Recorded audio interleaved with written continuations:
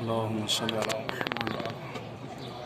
السلام عليك يا أمير المؤمنين. السلام عليك يا أبا الحسن، روحي لك الفداء. السلام عليك يا أخا رسول الله. السلام عليك يا ميزان الحق يا ولي الله. اللهم صل على محمد. آج 5 شعبان المعظم ہے، امام سجاد علیہ السلام کی ولادت بسعادت آمد ہے.